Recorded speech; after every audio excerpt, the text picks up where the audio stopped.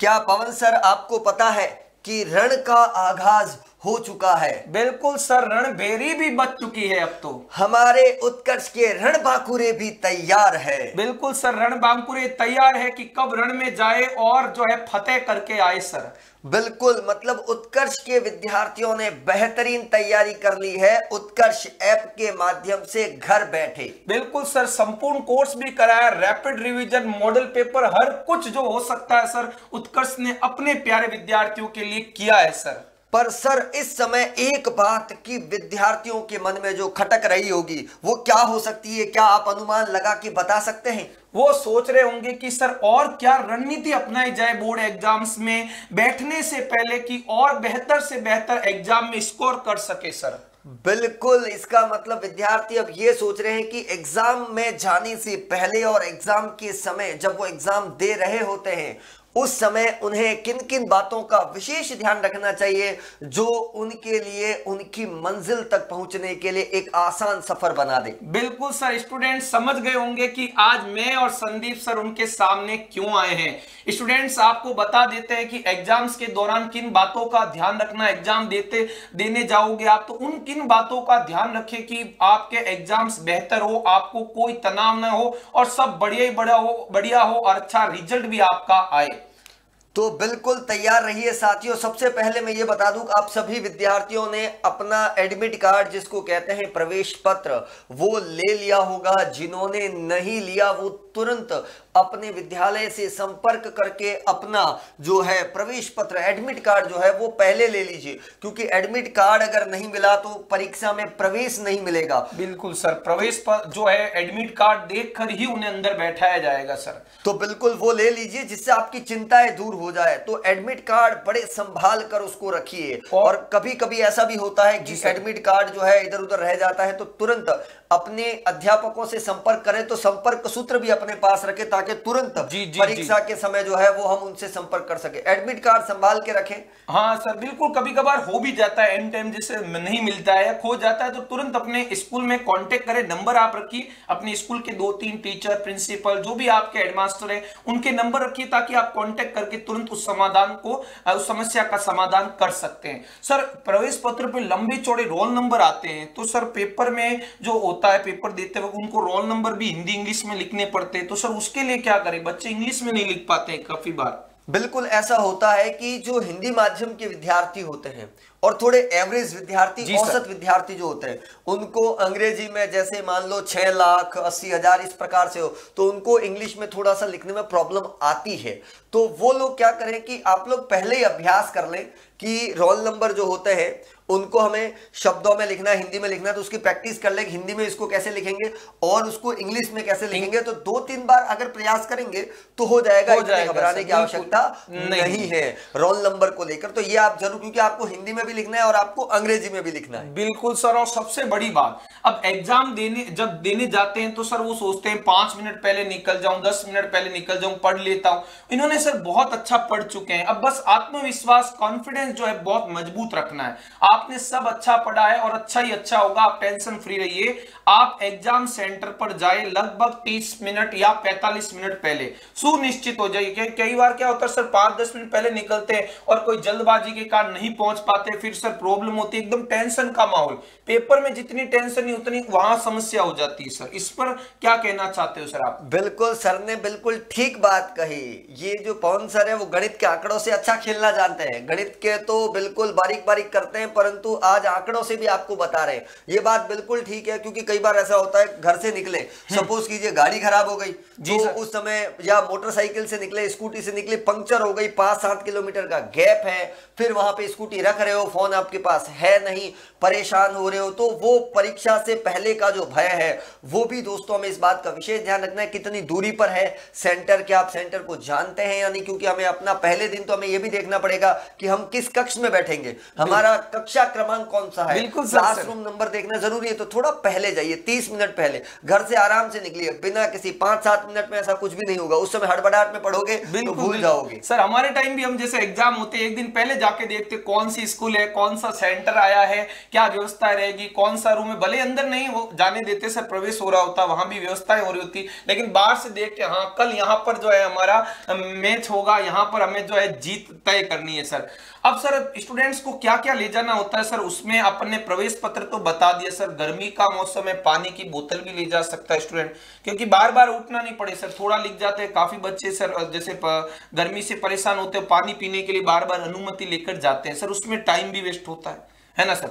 तो उसके अलावा सर पेन हो गए, वो भी आप बता दीजिए कैसे पेन ले जानी चाहिए, कितने, पेंसिल, रबड़, स्केल, क्योंकि सर आप विज्ञान लेते हैं, मैं गणित लेता हूं, उसके अलावा भी सामाजिक में मानचित्र होते हैं, तो बच्चे सर पेन से भर देते हैं, तो पेंसिल का क्या उपयोगिता है वो आप थोड़ा बच्चों को बता दो, पेन पेंसिल की। बिल्कुल, मैं सारी चीजें बता देता हूं, पूरा कंक्लूड। पहले एडमिट कार्ड, प्रवेश पत्र को संभाल के रखिए, पहला काम उसको, और ठीक 30 मिनट पहले सुनिश्चित हो जाए हमें विद्यालय पहुंचना है, अपना कक्षा क्रमांक कौन सा है, क्लासरूम नंबर देखा, तुरंत वहां बैठे, कुछ अगर नहीं समझ में आ रहा है तो वहां के अध्यापकों की मदद ले सकते हैं, टीचर से पूछ सकते हैं, कोई दिक्कत नहीं, आपको सभी लोग जो है मार्गदर्शन देंगे, पूरा सही तरीके से गाइड करेंगे। अब परीक्षा में जब आप पहुंच चुके हैं, आपका प्रवेश वहां पे जब क्लासरूम में जाए, उस समय क्या क्या चीजें हमारे पास, तो पहली बात तो अपनी जेब वगैरह चेक कर ले, पॉकेट चेक कर ले, पता चला कि स्कूल की ड्रेस थी उसके अंदर ही जो है, यूनिफॉर्म के अंदर ही कुछ पेपर्स पड़े हैं, कुछ इंपॉर्टेंट पेपर जो है गलती से रह गए, तो ये चीजें चेक कर लो एक बार कि मेरे पास ऐसी कोई चीज नहीं है जो नकल प्रकरण में आ जाए, तो हमें बिल्कुल चेक करना है। हाथ पे कुछ लिख, कई बार क्या होता है सुबह सुबह पढ़ रहे होते हैं, हाथ पे लिख लिया, आदत पड़ी होती है तो लिख देते हैं, तो वो भी ध्यान रहे कि हाथ बिल्कुल क्लियर हो, सबसे पहले हाथ ही चेक किए जाते हैं, तो वो भी ध्यान रखे। विशेष कि कपड़ों में कुछ भी नहीं मिले, जेब में वगैरह बिल्कुल चेक कर ले, और साथ में जो है हाथ एकदम बिल्कुल क्लियर होने चाहिए दोस्तों। अब पेन की बात करूं तो सर एक ही प्रकार के पेन होने चाहिए, जिसका आप रेगुलर अभ्यास करते हैं वही पेन होना चाहिए सर, क्योंकि हाथ में उनके पकड़ बनी होती है, बेहतर रहता है सर। और बॉल पेन बेस्ट ही रहेगा, बॉल पेन प्रयोग करें सर, ब्लू पेन के जो भी, या 2 या 3 पेन तो कम से कम ले जाए, 2 पेन, बिल्कुल बिल्कुल 2 पेन आप लेकर जाएं कम से कम, क्योंकि वो भी एक ही प्रकार के होने चाहिए, अलग अलग प्रकार के नहीं, और थोड़ा यूज किया हुआ होना चाहिए ताकि वो रनिंग में चले। नया पेन चलने में थोड़ी दिक्कत रहती है, भले आप अच्छा पेन लेकर आओ लेकिन उससे लिखने का अभ्यास कर लो एग्जाम से पहले, ताकि हाँ, क्योंकि उसी से आपको जो है जीत तय करनी है। और काफी बच्चे सर जो है काले पेन का पूछता है, तो सर कोई बड़ी हेडिंग हो गई, कोई फॉर्मूला हो गया, कहीं कहाँ यूज कर सकते हैं, नहीं तो सर कभी ब्लू पेन लेते हैं, कभी ब्लैक पेन, इसमें बदलने में भी टाइम वेस्ट हो जाता है। रेड पेन तो बिल्कुल प्रयोग मत करना भैया, कोई भी आप में से रेड पेन साथ ले जा रहा है तो बहुत ही गलत है, रेड पेन नहीं ले जाना है। और पेंसिल का बताइए सर, पेंसिल की उपयोगिता कहाँ कहाँ होगी? बॉल पेन का बता दिया, 2 पेन तो होने चाहिए, क्या पता एक चल नहीं रहा है तो दूसरे का उपयोग हो सके, और सर फिर इधर उधर से मांगने पड़ जाते हैं, अच्छा नहीं लगता है सर। और ब्लैक पेन जो है वो केवल हेडिंग के, तो बार बार पेन को बदलना नहीं है, आप ब्लू को ही बढ़िया तरीके से एक अच्छे फॉर्मेट से साफ सुथरा खुला खुला लिखिए, कोई दिक्कत नहीं है। पेंसिल पर बात करता हूं, पेंसिल जैसे विज्ञान विषय की बात करता हूं, विज्ञान में चित्र बनाने होते हैं तो पेंसिल से बनाइए बेहतरीन, और उसको नामांकित कीजिए कि ये चीज ये है, ये चीज ये, सब पूरा नामांकित कीजिए। दूसरी बात है, जब पेंसिल ले जा रहे हो तो रबर होना चाहिए, शॉर्पनर भी होना चाहिए, स्केल भी होनी चाहिए, और प्रकार वगैरह भी आपके पास होनी चाहिए, मतलब जो सारी चीजें हमारे पास होनी चाहिए जो सहायक सामग्री बन सकती है वो सब हमको ले जानी है, ताकि आपका काम बढ़िया हो, बेहतर हो, साफ सुथरा हो। सामाजिक विज्ञान में हो तो आपको मानचित्र भरना होता है, तो भी आप पेंसिल से भर सकते हैं, वहां उसकी उपयोगिता रहती है। अगर मैं गणित की बात करूं तो साथियों हमें ग्राफ बनाना होता है, उसके अलावा जो है रेखाखंड जो होता है, जो ज्योमेट्री वाला जो क्वेश्चन होता है, वहां पर भी आपको जरूरत होती है इन सारी चीजों की। बिल्कुल सर, वहां पे तो मैं स्टूडेंट्स को कहना चाहूंगा, मैं गणित विषय से हूं, इसलिए कि विद्यार्थियों को सर जैसे व्रत बनाना है तो वो क्या करते हैं, प्रकार में अलग पेंसिल लगते हैं, फिर वही निकाल के वापस स्केल से जो रेखाखंड बनाते हैं, वो बहुत गलत होता है। कम से कम 2 पेंसिल लेकर जाइए सर, प्रकार यानी आपके प्रकार में जो पेंसिल है वो छोटे साइज की हो तो आसानी से सर चाप काट सकते हैं, व्रत बना सकते हैं। और एक पेंसिल जो है सर रेखाखंड खींचने के लिए, या एक सवाल होने के बाद दूसरा सवाल प्रारंभ करते हैं तब भी लाइन खींच सकते हैं, ताकि कॉपी थोड़ी डेकोरेटिव लिखे, डेकोरेटिव दिखेगी तो सर अच्छा लगता है कि हाँ स्पष्ट नजर आएगा, तो सर चेक करने में भी आसानी होती है। तो और सर रबड़ की बात कर, रबड़ भी एकदम साफ सुथरा सर, काला ले जाते हैं, फिर कॉपी सर वो खराब दिखने लग जाती है। तो ये थोड़ा विशेष ध्यान दे। कभी कभार सर काटा चाटी हो जाती है बच्चों की, तो सर उसका क्या समाधान है? कोई लाइन लिख दी गलत हो गई सर, तो बच्चों को क्या सर बताया जाए? काफी बच्चे सोचते हैं क्या व्हाइटनर ले जाए सर, क्या रबड़ से मिटाए, उसका क्या समाधान है सर? कोई लाइन गलत हो गई तो देखो मैं बहुत सिंपली बता दूं, अगर आपने कुछ गलत लिख दिया है उसको घिसो मत। आप उसको क्या है, घिसते रहते हो, ऐसा करते हो जैसे पूरा राउंड शेप बिल्कुल भद्दा लगता है देखने पर। आप केवल एक लाइन उस पर मार्क कर दीजिए, जैसे कुछ भी गलत लिखा तो आप उस पर केवल एक लाइन जो है वो उस पर फेर दीजिए, कोई दिक्कत नहीं, बिल्कुल क्लियर है। कोई आपको व्हाइटनर ले जाने की आवश्यकता नहीं, एक लाइन से ही वो पता चल जाएगा कि ये चीज जो है वो कटी हुई है। इस बात का भी दोस्तों विशेष ध्यान रखें। और कोई भी सवाल आपको जो बढ़िया आता है ना, वो सबसे पहले प्रारंभ करो। शुरुआत के 5, 10, 12 सवाल जो आपको बेस्ट लगे वहीं से प्रारंभ करो। कोई जो है रेस्ट्रिक्शन नहीं है कि पहला सवाल ही करना है। जो आपको अच्छे आते हैं पहले वही करो। First impression is last impression student. कोई नंबर नहीं काटेगा आपको, जो बढ़िया आते हैं वो करो। करने सारे सर, बच्चे सोचते हैं कि सर मुझे 12, 13 आते हैं, 15 आते हैं, वो कर लिए, अब बाकी के करूं या नहीं करूं? सर करने सारे, ये बच्चों को बताओ, उससे क्या फायदा है सर? बिल्कुल, देखो ऐसा है कि मैं तो ये मानता हूं जो पहले आते हैं, जो बढ़िया आते हैं उनको पहले कर लीजिए, और वो तो बिल्कुल सबसे पहले उसको करना है। उसके बाद जो नहीं आता वो भी करने हैं। अब कैसे करने हैं? जैसे कोई सवाल है, कोई टॉपिक है, तो उसके आसपास, उसके इर्द गिर्द कुछ दिया हुआ है। जैसे मैथ्स की बात करता हूं, सपोज करो कि एपी का सवाल है, नहीं आ रहा है, तो आप उसमें देखो कि योग है तो एसएन का फॉर्मूला लगेगा, तो एसएन का एटलीस्ट फॉर्मूला लिख दो। आधा नंबर तो लिया फॉर्मूले का कम से कम। बहुलक है, नहीं आ रहा तो कुछ लिखा। ऐसे ही अगर आप जैसे अपन बात करें राजनीतिक इतिहास की, तो आप वहां से भी उसके इर्द गिर्द जो चीज हमें नहीं आ रही तो उसके आसपास की चीजें बता दो, जिससे क्या होता है, हो सकता है आधा नंबर, 1 नंबर मिलने की कई बार संभावनाएं रहती है। बस विद्यार्थियों कोई भी सवाल नहीं छोड़ना, सारे सवाल आपको करने हैं। देखो ऐसे मौके बार बार नहीं मिलते, तो इन मौकों का आपको जो है स्टूडेंट्स फायदा उठाना है। आ रही बात समझ में? सर कोई सवाल में जैसे 2-3 लाइन बच रही है, बच्चे सोच रहे नए सवाल वहां से करूं या नहीं करूं, कोई बड़ा प्रार्थना पत्र है, कोई एप्लीकेशन चालू कर रहा है, वो नए पेज से चालू कर देते हैं, और करनी भी चाहिए। तो सर वो 2-3 लाइन बच रही, वहां क्या लिखे स्टूडेंट, ताकि एग्जामिनर जो कॉपी चेक कर उनको पता लग जाए कि विद्यार्थी आगे भी कर रहा है। वहां पर आप ऐसा लिख सकते हो, पीटीओ लिख सकते हैं सर। पीटीओ बिल्कुल, कृपया पृष्ठ उल्टी है ना, हिंदी में भी लिख सकते हैं, हिंदी में भी लिख सकते हैं। और सर रब काम वाला बताना sir, over, page turn over, इस प्रकार पीटीओ लिख सकते हैं, जिसको सर लिख के बता देते हैं सर स्टूडेंट्स को, ताकि उन्हें पता रहे। P.T.O, ठीक है। हिंदी में भी लिख सकते हैं, कृपया पृष्ठ उल्टी है, ठीक है सर, ऐसे लिख सकते हैं, तो थोड़ा अच्छा जो इंप्रेशन जाएगा। सर रब काम कहाँ करना है? बच्चे सर एडमिट कार्ड पे करने लग जाते हैं, पेपर पे करने लग जाते हैं। सर रब काम वाला बताओ सर। और आप तो पेपर की बात करो, बच्चे हाथ पे भी लिख देते हैं। ऐसे मत करना एग्जाम में, ना तो हाथ पे लिखना है, ना कोई एडमिट कार्ड पे लिखना है। आप क्या करें कि जो आपको उत्तर पुस्तिका मिलती है, आंसर शीट जिसको अपन कहते हैं, उसको जो पीछे वाला जो पेज होता है वहां आप लिखिए। फिर उसके बाद उसको कट कर देना, ऐसे क्रॉस कट कर देना, इस प्रकार से ये क्रॉस कट हो जाएगा सर। समझ गए मेरी बात को? बस इस तरीके से उनको काम करना है।